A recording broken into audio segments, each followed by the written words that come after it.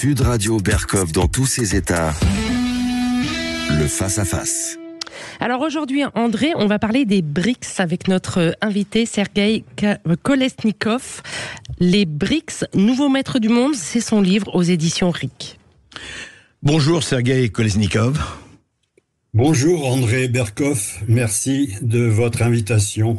Écoutez, invitation vraiment que j'ai eu l'initiative tout de suite quand j'ai reçu votre livre et que je l'ai lu. Les BRICS, nouveaux maîtres du monde, la géopolitique du XXIe siècle, aux éditions donc RIC, R-I-C. Et j'ai trouvé que vous résumiez vraiment de façon très intéressante tout ce bouleversement du monde qui se passe depuis quelques années, que l'on commence à voir, que l'on commence à connaître, mais qui n'est pas encore tout à fait, effectivement, dont les contours s'esquissent, mais ne sont pas encore tout à fait nets. Alors, les BRICS, nouveaux maîtres du monde, avec un point d'interrogation, mais c'est vrai qu'on peut aujourd'hui se poser la question. Et c'est très intéressant, Sergueï Kolesnikov, votre livre, parce que vous résumez très bien ce qui est en train de se passer. Vous parlez évidemment de ce qui se passait avec l'Ukraine, avec la Russie, mais surtout, vous parlez aussi, et d'ailleurs c'est quelque chose qui nous concerne beaucoup, vous parlez de la censure, vous parlez du narratif, vous parlez de ce narratif qui a encore tout à fait pignon sur rue en Occident et ailleurs. Et alors expliquez-nous d'abord les BRICS, les fameuses BRICS. D'ailleurs, juste pour résumer, c'est qui aujourd'hui les BRICS? Ils sont combien? Ils sont 9. À l'origine, en 2009, il y avait le Brésil, la Russie, l'Inde, la Chine. Et puis ensuite est arrivé à l'invitation de la Chine, l'Afrique du Sud. Et puis cette année, 2024, sont entrés donc l'Égypte, l'Éthiopie, mais surtout l'Arabie saoudite, les Émirats arabes unis et l'Égypte. Et puis il y a des dizaines de pays qui font antichambre pour y rentrer maintenant. Ils sont très nombreux, les candidats, aujourd'hui. C'est plusieurs dizaines. Plusieurs dizaines. Ouais. Alors, justement, Sergueï Kolesnikov, au départ, c'est venu les 3 ou 4 qui sont réunis pourquoi? C'est-à-dire, c'était par rapport, en réaction à quoi, très exactement? Comme par hasard, je vous ai dit 2009, ça a suivi 2008, c'est-à-dire la crise des subprimes. La grande crise économique, effectivement, mondiale, qu'il y a eu à l'époque. Oui. C'est-à-dire que les BRICS ont voulu un petit peu se mettre à l'abri du chaos généré par le capitalisme mondial, où on leur donnait pas leur place, puisque ni au FMI ni à la Banque mondiale ils ne pouvaient peser lourd. Ils étaient obligés de subir la loi de l'étalon dollar. Et finalement, les décisions en termes de libre-échange ou de protectionnisme émis à leur encontre par les puissances dominantes, l'Occident. Donc ils ont voulu un petit peu... pas du tout comme on le présente aujourd'hui, essayer de faire éjecter l'Occident. C'est pas du tout ça. C'est au contraire de se mettre à l'abri des... Ce n'était pas anti-occidental au départ. Nous allons entrer... c'était pas une volonté d'entrer en guerre, entre guillemets, en guerre pas chaude, mais contre l'Occident. C'était pas ça. Absolument pas, absolument pas. Si vous voulez, c'est intéressant de revenir un petit peu quand même de plus loin pour comprendre. À l'origine, les BRICS, vous savez, c'était un petit peu, ça aurait pu être les NPI de la fin du XXe siècle, les nouveaux pays industriels qui sont entrés à partir de 1980. Comme les dragons asiatiques, par exemple, etc. Voilà, exactement, les dragons asiatiques. Et à l'époque des dragons asiatiques, on pensait que c'était enfin le tiers-monde qui commençait à se développer et qui venait suivre la grande marche des étapes de la croissance initiée par l'Amérique. Alors après, au niveau des BRICS, alors lorsque la Chine s'est désengagée de l'emprise de Mao Tse-tung et qu'elle a commencé à regarder de près sa croissance, avec Deng Xiaoping qui disait peu importe que le chat soit blanc ou noir, l'essentiel c'est qu'il attrape les souris. Bref, capitalisme ou socialisme, pourvu que ça marche. Alors nous, de notre côté, on était très intéressés à faire rentrer la Chine dans l'OMC, où il est entré en... L'Organisation mondiale du commerce, oui. Oui, parce que, en fait... Elle est entrée en 2000, oh non. 2001, elle est rentrée elle doit rentrer en 2001 et la Russie en 2012. Il faudra d'ailleurs expliquer pourquoi si on a le temps. On était très intéressé à ce que la Chine rentre dans l'Organisation mondiale du commerce parce que, d'une part, on avait besoin d'un gigantesque marché. On était déjà dans une crise qui ne s'est jamais terminée depuis l'époque de la crise du pétrole. Nous, les économistes, on appelle ça la crise du Fordisme, mais pour les économistes libéraux, la notion de crise, elle est intellectuellement impensable. La crise, ça n'existe pas. Donc, du coup, on voit pas que on est toujours dans la crise. Donc, la Chine, pour nous, c'était un sauvetage, c'était un pari gagnant-gagnant. L'immense marché de plus d'1 milliard de consommateurs. Voilà. Et on allait en plus pouvoir transformer la méchante Chine communiste en bonne Chine libérale qui allait reprendre le chemin de l'Amérique, quoi. Donc c'était parfait. Alors pour la Russie, c'était un petit peu plus difficile parce que alors, la Russie, elle s'est dégagée du communisme par miracle, en fait, par l'arrivée de Gorbatchev. Mais entre la fin entre 90 et 2000, ça a été terrifiant, quoi. Ah oui, ça a été terrifiant, le mot est faible, parce que dans les années 90, la Russie va plonger dans le chaos, la désespérance, la crise la plus abominable. Le pays sera aux mains de la mafia. C'est la crise de 29, si vous voulez, la même chose, la même ampleur que la crise de 29, mais vécue par la Russie. Et ça allait très bien aux Américains. Ça allait tellement bien que Bill Clinton va financer la réélection de Yeltsin. Boris Yeltsin, oui. Mais c'est une chose qu'on oublie. Bill Clinton va aussi aider Yeltsin à finir sa guerre de Tchétchénie. Ça aussi, on l'a oublié. Mais bon, tout ça n'a qu'un temps, celui des années 1990.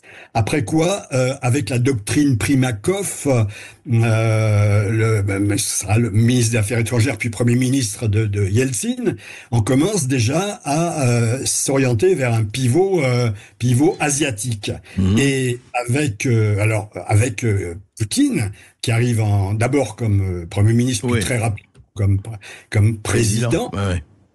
Alors là, les Américains commencent à comprendre que c'est pas tout à fait la même chanson qu'avec Yeltsin. Mais est-ce que je voudrais vous demander justement, parce que vous en parlez, Sergueï Kolesnikov, dans votre livre, est-ce que vraiment la fameuse doctrine de Zbigniew Brzezinski et autres, vous savez qu'il a le grand échiquier, mais d'autres aussi. Est-ce que vraiment les néoconservateurs américains, une partie de la classe dirigeante américaine, voulaient vraiment, est-ce que ce n'est pas trop exagéré, ils voulaient vraiment démembrer la Russie, en finir avec la Russie, ça devait être maintenant une espèce de conglomérat dont on allait tirer tout ce qu'on allait tirer, c'était vraiment leur intention? Alors, vous savez, pour comprendre finalement tout ce qui se passe aujourd'hui, il faut revenir à 1991, lorsque l'URSS s'effondre et à l'époque, il y avait Herbert Bush et Gorbatchev, c'était des gens de valeur. Bush père, très rapidement, vont arriver des gens comme Bill Clinton, et Bill Clinton va jouer un double jeu, c'est-à-dire que au lieu de continuer le partenariat stratégique pour la paix, c'est-à-dire la transformation de l'OTAN, qui n'avait plus lieu d'être puisqu'il n'y avait plus d'ennemis. Il n'y avait plus de pacte de Varsovie non plus. Non, il n'y a plus de pacte de Varsovie non plus. Donc, au lieu de transformer l'OTAN en alliance pacifique et en alliance pour promouvoir la paix et la prospérité dans le monde, on a raté quelque chose de phénoménal. En fait, Bill Clinton comme je le dis, je ne sais plus si c'est dans ce bouquin ou dans un autre, dans la tête de l'oncle Sam, qui était juste... oui, votre précédent livre, absolument, dans la tête de l'oncle Sam. Le précédent livre. Alors, vous me dites, oui, Bill Clinton, donc... Bill Clinton, en fait, a choisi de trahir les engagements de James Baker et de Herbert Bush, c'est-à-dire pas un iota vers l'OTAN, oui. Pas un iota de l'OTAN. Oui, il avait dit l'OTAN ne va pas s'avancer vers l'est d'1 centimètre, c'était ça. Voilà, ouais. Voilà, c'est exactement ça. Et ça, il fallait le promettre à Gorbatchev parce que on avait besoin de son autorisation pour la réunification de l'Allemagne. De l'Allemagne, oui. Bon, eh bien, c'est ce que Bill Clinton, dans un premier temps, allait faire croire à Yeltsin, et puis ensuite, très rapidement, au début des années 1990, il va trahir sa parole, appeler, je crois que c'était vers 97, les 3 premiers pays, Pologne, Tchéquie, je sais plus si c'était Roumanie, ou, à rentrer dans l'OTAN. Pourquoi et ensuite, ça va être la marche en avant, l'encerclement de l'Amérique autour de, comme un boa constrictor qui veut étouffer sa proie. Pourquoi est-ce qu'il a fait ça, Bill Clinton? Je le dis, à mon avis, il a la pression du complexe militaro-industriel américain qui n'a fait que se développer, qui est apparu à travers la Deuxième Guerre mondiale. Vous savez, c'est en 1941, au début de la guerre, les Américains construisaient un porte-avions, il leur fallait 1 an. Et puis ensuite, très vite, ça sera 3 semaines. 3 semaines, oui. Et donc, et après... donc c'est le complexe militaro-industriel qui a pesé sur... il continue. Il continue. Le complexe militaro-industriel, il a besoin de guerre.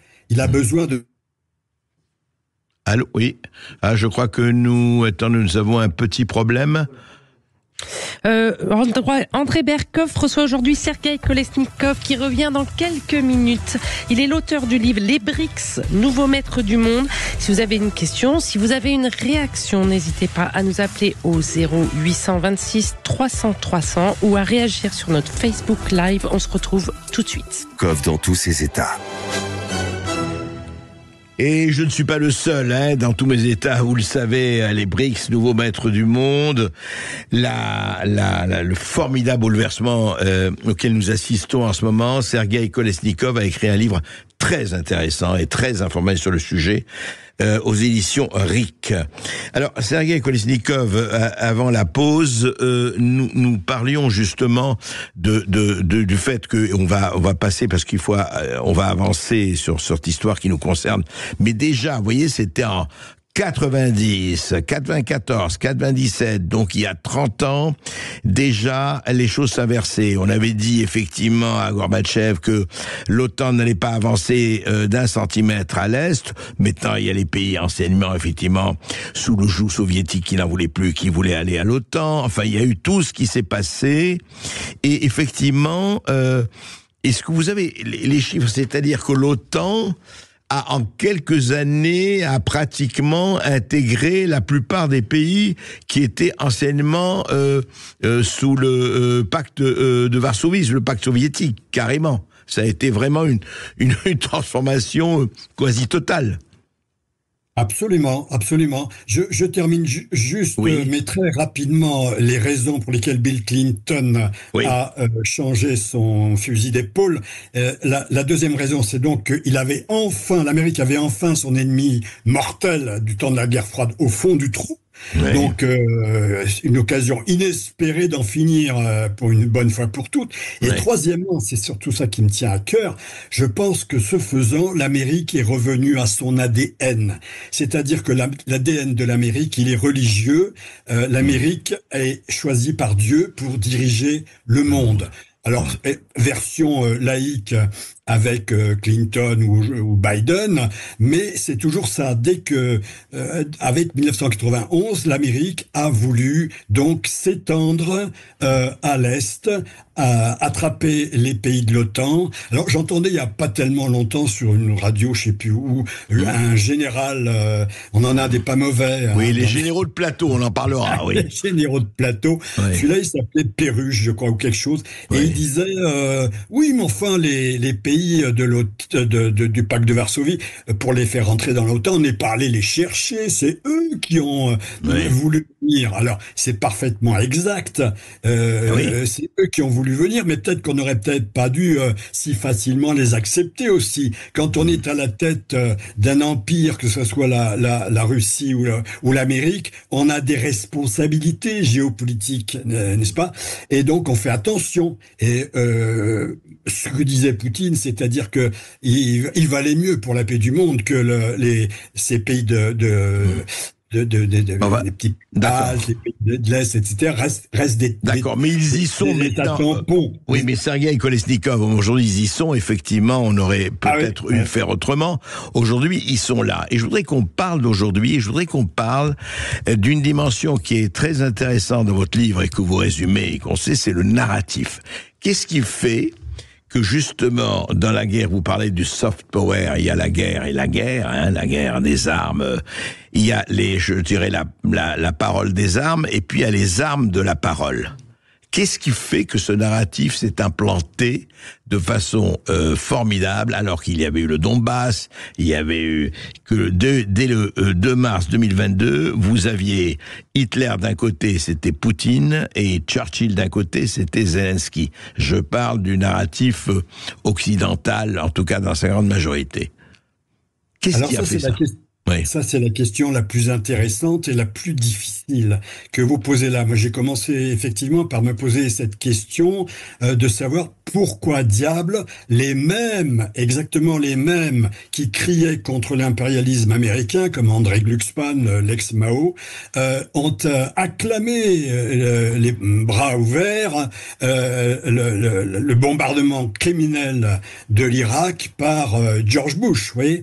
Alors, il y a effectivement eu un retournement, mais complet. Je dirais que finalement, ces gens auxquels on a donné la parole, comme Glucksmann, n'avaient pas une analyse extrêmement fine, nuancée, intéressante, ni dans un cas quand ils étaient contre l'Amérique, ni dans l'autre cas quand ils sont pour l'Amérique. Alors bref, toujours est-il qu'il y a eu un revirement. La droite bling-bling chez nous, je fais référence à Sarkozy, qui nous a remis dans le commandement intégré, et la gauche caviar. Et la gauche caviar se sont rués dans les bras de l'Amérique. À mon sens, à partir de Sarkozy, justement, on commence à avoir des élites qui sont pas tellement au niveau de ce qu'il aurait fallu. Mais il y a aussi autre chose, c'est-à-dire que l'Amérique, quand elle a commencé à s'en prendre, à vouloir avancer, encercler la Russie, oui. Elle a fait ça avec ses fondations. Et elle a des dizaines, quand c'est pas des centaines de fondations qui s'occupent de géopolitique. Et alors là où ça devient intéressant, c'est quand vous dites fondations, c'est les think tanks, les cabinets de conseil, etc. Exactement, ce sont les think tanks où nos journalistes de mainstream vont s'abreuver en analyse pour pouvoir en parler à la télévision. Mais ils ne vont pas peut-être jusqu'à voir que ces fondations sont des émanations, en tout cas sont financées par le lobby militaro-industriel dont nous parlions tout à l'heure, sont financées par la CIA, sont financés par le Pentagone, sont financés par le département d'État et des fous furieux comme l'ami Soros avec sa fondation. Oui. Et tous ces gens-là sont des gens qui ont... Alors, l'Europe est devenue... a perdu la tête, a perdu la raison, si on peut le dire, et maintenant qu'elle a commencé, eh bien, elle a participé au crime de l'Amérique, dont on reviendra peut-être tout à l'heure, mais enfin le coup d'État du Maïdan quand même, c'est un coup d'État. Hein. 2014. En 2014. Avant 2014, il y a une démocratie. Après 2014, il n'y a plus de démocratie, il y a un régime policier. Alors, ça fait doucement rigoler quand on nous dit qu'il faut aller défendre nos valeurs en Ukraine. C'est de la folie furieuse. Donc, folie furieuse chez nous, nous, vous savez, on s'est fait, c'est comme le serpent K dans le livre de la jungle de Mowgli, on s'est fait complètement hypnotiser par ce discours américain qui, lui, est un discours qui sait très bien où il va. Par contre, l'Amérique n'a pas... L'Amérique, vous savez, c'est toujours pareil, c'est Dr. Jekyll et Mr. Hyde. Oui, il y a les deux, parce qu'il y a des choses formidables en Amérique, il faut le dire aussi. Oui, bien sûr. Mais moi, quand j'étais jeune, enfin... on n'est pas très loin en termes d'âge. Quand j'étais jeune, j'adorais l'Amérique, John Wayne, la défense de l'orphelin, la veuve et de l'orphelin, etc. Le bon contre les méchants. On se rendait pas compte à l'époque que s'il y avait John Wayne, s'il y avait les films de Far West, c'est qu'il y avait déjà des bandits, quoi. En fait, les bandits. Mais Sergueï Kolesnikov, mais est-ce qu'on pourrait pas vous dire, oui, d'accord, très bien, vous parlez effectivement de ce discours, des think tanks, des fondations, de tout ce que fait. Mais la Russie aussi a ses think tanks, ses fondations, sa guerre de l'information. C'est de part et d'autre. Simplement, l'une est peut-être moins influente que l'autre chez nous. C'est peut-être ça. Évidemment, chaque pays a ses réseaux d'influence, de propagande, et c'est bien normal, et c'est bien naturel. Ce qui est moins naturel, c'est que ces réseaux de propagande soient mis du côté américain, pour la volonté impérialiste de dominer la planète entière, le monde entier, et c'est ça qui va générer les révolutions de couleur, les guerres de George Bush, et puis la guerre de Biden aujourd'hui, parce que c'était quand même un plan du Pentagone, c'est le Extending Russia, le plan de la Rand Corporation qui a prévu cette guerre d'Ukraine. Et alors que de l'autre côté, Poutine et les BRICS ne veulent pas la guerre, ils veulent un monde multipolaire, favorable au commerce, à la paix et au pacifisme, quoi. Donc on peut pas le mettre sur le même plan. Poutine avait, alors jusqu'à présent, enfin jusqu'à ces dernières années, il était trop faible pour réagir du temps de George W. Bush, quand il a dit en 2007 au sommet de sécurité de Munich, et il a dit trop c'est trop, maintenant il faut comprendre que nous on est pacifique. Au-delà de cette limite, vos tickets les plus valables, en tout cas, étaient faibles. Voilà, exactement. Si vous venez chercher l'ours russe dans la taïga, vous n'allez pas être déçu du voyage, quoi. Sergueï Oui, pardon, on va juste faire une toute petite pause et on vous reprend après vous, c'est passionnant et on va essayer de comprendre un peu ce qui se passe justement avec ces BRICS, avec ce changement total des plaques tectoniques qui fonctionnent à toute vitesse. À tout de suite. Et si vous avez une réaction, une question, n'hésitez pas à nous appeler au 0826 300 300 ou à réagir sur notre Facebook Live. Sud Radio. Parlons vrai. Sud Radio. Parlons vrai. Chez Poltrone Sofa, un canapé avec relax électrique, 799. Sud Radio, Berkov dans tous ses états. Sergueï Kolesnikov, les BRICS, nouveaux maîtres du monde, Rick et c'est. Sergueï Kolesnikov, quand même, essayons un peu dans la nuance. Vous dites, les BRICS, oui, contrairement à l'Amérique, qui a effectivement toujours cette vocation, qu'elle soit religieuse ou séculaire ou séculière, de diriger le monde. On se rappelle de la fin de l'histoire de Fukuyama. Il n'empêche que quand même dans les BRICS, quand vous dites pacifiste, etc., il y a quand même l'Arabie Saoudite qui a massacré 400 000 personnes au Yémen, il y a quand même l'Iran, il y a quand même tous ces gens-là, la Chine, dont on ne peut pas dire que le crédit social est une vertu démocratique évidente. Est-ce que vous n'avez pas quand même peut-être légèrement tendance à angéliser les uns et à diaboliser les autres, cher Sergueï Kolesnikov? Oui, je vois ce que vous voulez dire. Effectivement, moi, la Chine, c'est pas ma tasse de thé comme société de surveillance où j'irais volontiers vivre. Pas davantage d'ailleurs que l'Arabie Saoudite. Mais alors justement, à propos de l'Arabie Saoudite, ça c'est très intéressant parce que lorsque l'Arabie Saoudite va quitter l'alliance avec l'Amérique, c'est vraiment un point de bascule phénoménal. Phénoménal. Et pourquoi l'Arabie Saoudite finit-elle par renverser son alliance, rentrer dans les BRICS et voyant son avenir plutôt du côté de la Russie et de la Chine plutôt que du côté de l'Amérique. Alors que l'Amérique, elle était création de l'Amérique presque, enfin on peut dire. Ah oui, le roi Ibn Saoud avait créé le pacte du Quincy avec la Roosevelt, et c'était donnant-donnant. Tu me donnes ton pétrole et moi je te protège militairement. Voilà. Alors qu'est-ce qui s'est passé, justement? Je te protège militairement. Or, avec la guerre de 2003, lorsque George W. Bush, la CIA ayant inventé un prétexte, comme elle le fait toujours, pour la guerre d'Ukraine, ça sera exactement pareil, inventé un prétexte pour lancer un tapis de bombes sur l'Irak, l'Arabie Saoudite va se dire, mais enfin, quand même, c'est bizarre. Avant cela, Saddam Hussein était le grand allié de l'Amérique. Et c'est lui qui a fait le job. C'est lui qui s'est tapé 8 ans de guerre monstrueuse, avec 800 000 morts contre l'Iran. On allait, alors là, personne n'est allé dire oui, mais ils ont utilisé du gaz chimique.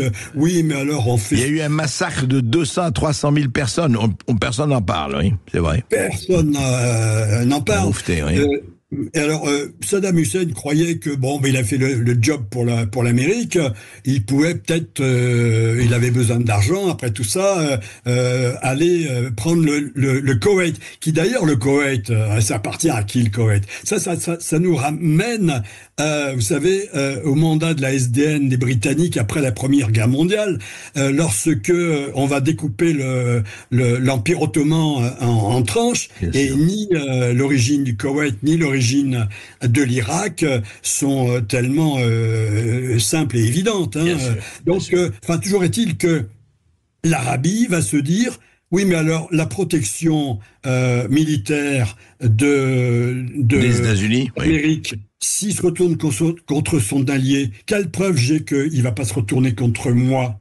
Et donc là, les BRICS, parce que eux ne voient pas, ils sont pas affrontés comme je disais tout à l'heure, ils sont pas hypnotisés par le discours des fondations américaines. Eux, ils sont en dehors, ils sont dans ce qui est hier le tiers-monde, et ils voient de côté, ils nous voient de côté, et ils voient bien le double jeu que nous ne voyons pas.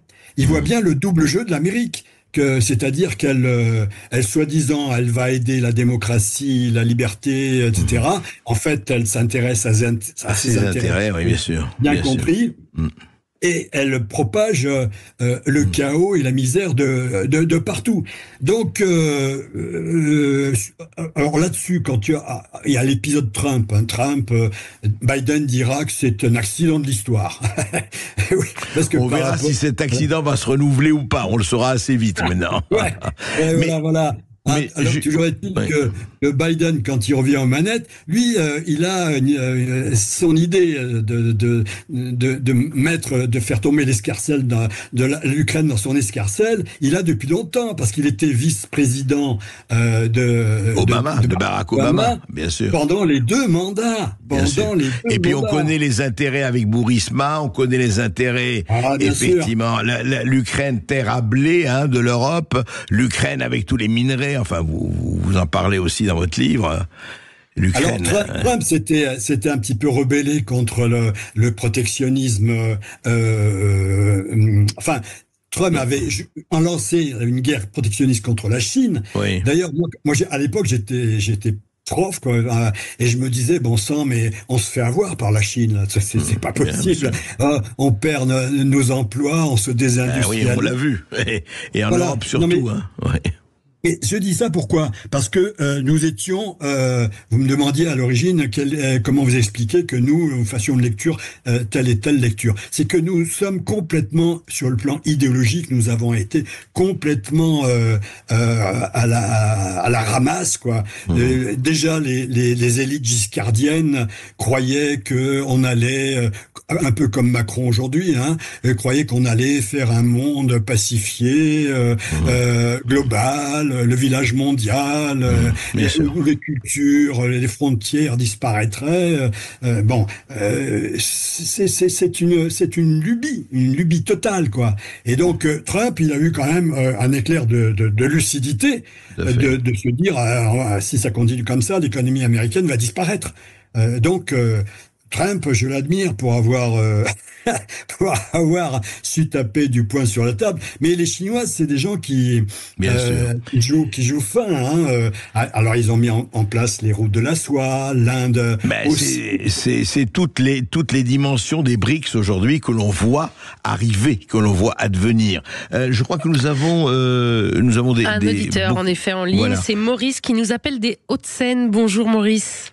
Bonjour Maurice. Bonjour à vous, bonjour Monsieur Berkoff, bonjour Monsieur l'invité, dont j'ai pas retenu le nom. Écoutez, j'interviens parce que je suis j'apprécie beaucoup ce que dit l'invité. Donc moi ce dont on parle, j'ai un petit peu les mêmes couleurs de moustache que l'invité. Vous voyez, et donc je l'ai vécu en direct. En fait, j'ai vu dans ma vie ce qui est en train de se passer, et j'ai pu voir tout comme ça se passait. Vous voyez. Alors j'ai vécu la chute du mur de Berlin. J'ai vécu la visite de Boris Yeltsin avec Clinton, verre de whisky à la bouche. Pendant ce temps-là, bien sûr. Vous étiez où? Vous l'avez vécu par... Excusez-moi. Non, mais je l'ai vécu de votre écran, absolument. D'accord. Oui. Non, j'ai vécu tout ça en direct, comme ça s'est passé. Et j'ai compris, en fait, quand on dit que l'Amérique a sa part de propagande et la Russie aussi, en fait, pour moi, c'est pas symétrique. Je crois qu'il y a quand même quelqu'un qui a des visées sur l'autre. Et que l'autre est en état de défense.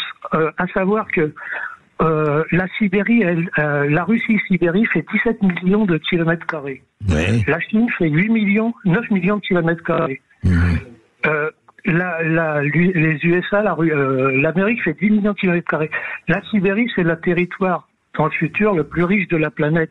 Et ça, l'Amérique le sait depuis la libération. Et si elle s'ingénie, malgré la visite de Gorbatchev, la chute du mur de Berlin, l'acceptation justement de non-agression. En fait.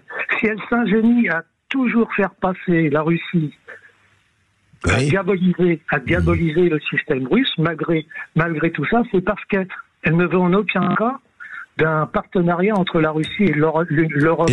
Parce que ça lui permettrait d'écouler toutes ces richesses de ce continent. Maurice, et c'est pour ça qu'elle est diabolisée depuis la chute du mur de Berlin. D'accord, Maurice, on vous a écouté effectivement. Sergueï Kolesnikov, que pensez-vous il dit que ce que dit Maurice, c'est que effectivement c'est inégal et qu'il y a l'un qui veut effectivement, d'ailleurs vous l'avez dit un peu, dévorer l'autre. Oui, tout à fait. C'est ce que je viens de vous dire. Oui. C'est-à-dire que l'Amérique veut dominer le monde, alors que la Russie veut un monde multipolaire, basé sur des rapports économiques d'égalité, quoi. Bon, maintenant il y a aussi une autre chose. Alors, dans ce qu'a dit l'invité, je suis content qu'il pense un peu comme moi, mais enfin moi je suis, vous savez, économiste, sociologue, politologue, donc la dimension économique, certes, elle est très importante, elle existe bien sûr, mais il faut pas radoucir quand même ou éliminer les dimensions idéologiques, les dimensions culturelles. L'Amérique, elle marche sur les deux. Vous l'avez dit. Quand je disais qu'elle revient à son ADN religieux, eh bien, je pense que c'est vraiment une réalité. Maintenant, au sujet de l'Europe, pourquoi est-ce qu'on en arrive à des...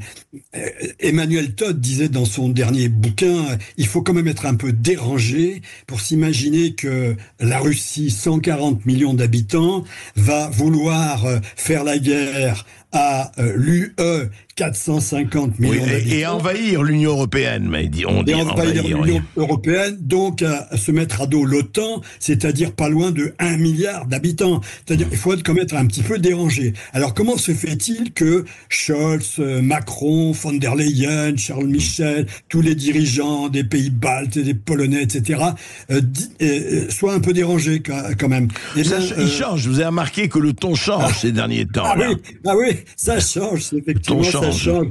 Comme j'ai écouté ce que vous disiez avec le colonel Hogar, c'est la grosse panique maintenant qui s'installe. Et je reviens sur l'Europe. L'Europe maintenant, elle s'est trop enferrée dans ses mensonges. Elle est obligée, c'est la fuite en avant. Elle a dit Boucha, c'est les criminels russes. Bon, c'est pas vrai. Le Maïdan, c'est une révolution spontanée, magnifique, c'est la démocratie. Bon, c'est pas vrai. Ils diront même que la trahison de pas un pouce vers l'Est, c'est écrit nulle part. Forcément, c'est écrit nulle part, parce que sinon, on violerait l'article 10 du traité de l'OTAN, dit de la porte ouverte. Donc, vous pouvez pas coucher par écrit quelque chose aussi fondamentalement... voilà. Justement, mais c'est bien de rappeler ça. Je crois que nous avons un auditeur avec nous. Oui, nous avons un nouvel auditeur, c'est Philippe de Caen. Bonjour Philippe. Bonjour Philippe. Bonjour André, bonjour monsieur de Kolesnikov. Oui, juste un petit constat. Puis après, une question pour monsieur Kolesnikov, oui. Enfin, contre la crise des subprimes 2008-2011, les investisseurs asiatiques, russes et pas que, n'ont pas cru à cette crise. Ils pensaient que les Américains, les USA, allaient redresser la barre. Après, quand ils ont vu s'écrouler Lehman Brothers et autres, là, ça a été le sauve qui peut. Je dirais que les investisseurs asiatiques et russes et autres institutionnels, je vais donner une petite image un peu risible, étaient en costume 3 pièces, chaussures Berluti, et se retrouvaient en slip et en tongs. Donc, moi j'ai une question pour monsieur. Allez-y, Philippe. C'est les nouvelles règles du commerce international qui, d'après monsieur Balachnikov, vont devoir s'imposer. En clair, vous avez le G7 qui va perdre et qui perd actuellement en puissance par rapport au BRIC Plus. Ils vont devoir redistribuer les règles du commerce international. Donc, sur quelle base demain on va pouvoir s'entendre, on va pouvoir négocier.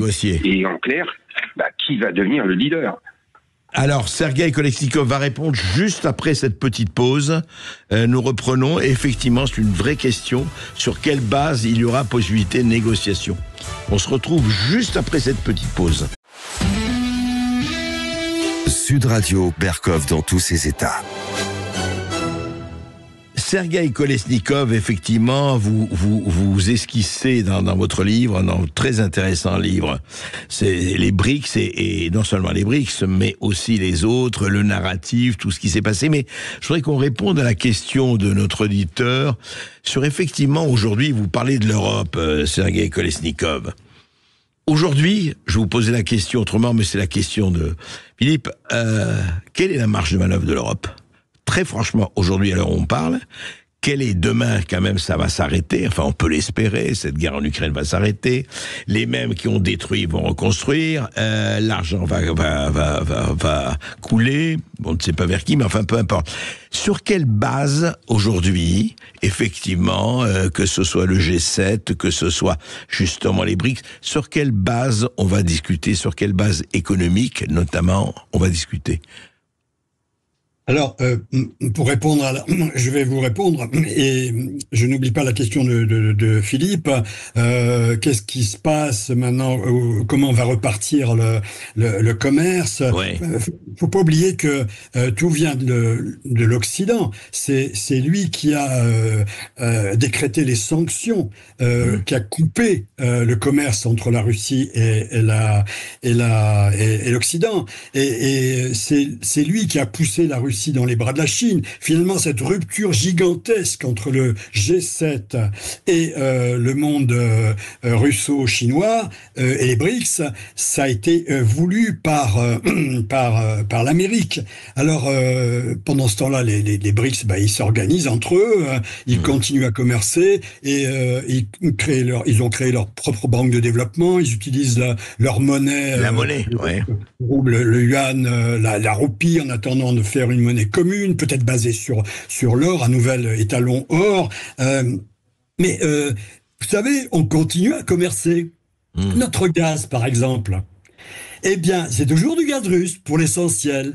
Le numéro 1 d'importation du GNL, c'est le GNL russe. Fut un temps où... Le GNL est russe, surtout, oui. Oui, il a pris le dessus en quantité sur le GNL américain. Dites-moi, GNL, pour nos auditeurs, c'est... Rappelez-vous. C'est gaz naturel liquéfié. Le gaz naturel liquéfié, absolument. Voilà, on avait Total Energy avait des progrès à faire, enfin un espoir de développement fantastique dans les projets de partenariat avec la Russie du côté de Arkhangelsk, d'où part maintenant les nouveaux tuyaux pour arroser la Chine, l'Europe, l'Asie centrale. Ouais. Mais d'ailleurs, on a encore un tuyau sur les 4 tuyaux que l'Amérique a détruits. Donc aujourd'hui, on continue d'acheter du gaz russe. Ah ben bien oui, on continue d'acheter du gaz russe, mais on le paye 4 fois plus cher. C'est-à-dire que, pour finir, c'est nous qui payons la guerre d'Ukraine, vous voyez.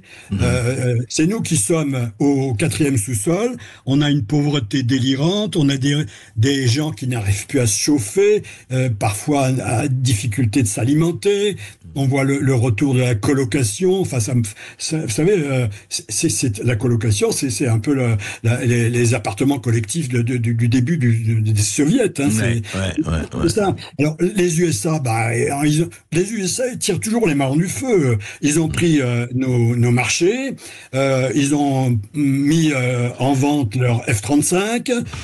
Nous, on n'a pas vendu nos Rafales. Les 56 milliards de dollars de sous-marins qu'on avait vendus à l'Australie, c'est cassé, parce que tel est mon plaisir, dira Biden, et ça passe...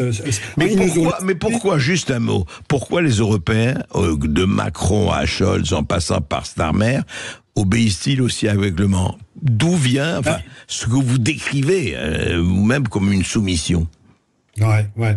Je vous ai dit, j'ose pas trop appuyer. Je pense qu'ils sont pas au niveau déjà. En ce qui concerne Macron, il faut pas oublier qu'il avait 12 ans lorsque le mur de Berlin est tombé. Il a fait ses études dans des écoles et des grandes écoles qui étaient déjà en décapotade complète. Maintenant, il a tété le progressisme et la culture woke à la mamelle américaine. Et puis c'est un young global leader. Il a été formé par l'Amérique. C'est d'ailleurs lui qui a vendu nos turbines Arabelle à General Electric. Et tout ça, faut pas oublier. Alors, je vais pas dire Poutine peut se le permettre de le dire. Moi, j'ai pas assez d'argent pour aller au tribunal, mais Poutine disait les dirigeants européens sont pas simplement des laquais, mais des traîtres vis-à-vis de leur pays. Alors Scholz, lui, c'est une autre affaire. Scholz, c'était un gauchiste, un brave gauchiste, anti-OTAN. Il avait plein de cheveux d'ailleurs quand il était jeune, mais il est resté le même dans sa tête, quoi. Lui, il trouvait très très bien d'arrêter le nucléaire en Allemagne. Aujourd'hui, il relance les centrales à charbon. Oui, ça, on sait. Ses copains écolos sont apparemment ravis qu'il relance les centrales à charbon. Donc, oui, on l'a vu, oui, ça c'est clair. Donc, en fait, si je résumais, c'était votre livre, je ne sais pas résumer votre livre, vous racontez effectivement cette histoire, et nous, alors Europe, on est cocus, battus et mécontents, c'est ça? Mais, je dis, je crois dans ce bouquin, on a 3 choix. Soit on arrive enfin à se débarrasser de Bruxelles. Enfin, Bruxelles, c'est-à-dire oui, j'ai compris. Non, allez-y. Les gens qui planent comme von der Leyen. Oui. Et on arrive à revenir à l'Europe des nations, qui est une chose... Deuxième choix. Non. Deuxième choix. Oui, deuxième choix. Eh bien, on n'arrive pas à faire ça. On va continuer à se déchirer entre les souverainistes et les globalistes. Les mondialistes. Et on va continuer à s'enferrer dans la crise économique. Et troisième choix. Et troisième choix, ça va être des Brexit, des Frexit, des gens qui quittent le navire, quoi, qui quittent la tour de Babel. Voilà, on est au pied du mur. Hein.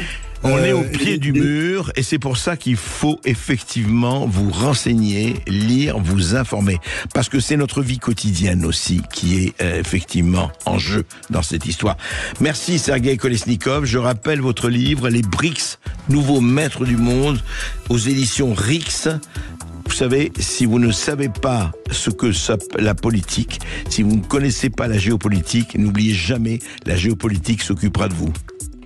Merci beaucoup, Sud Radio. André. Sud Radio. Parlons vrai. Sud Radio. Parlons vrai.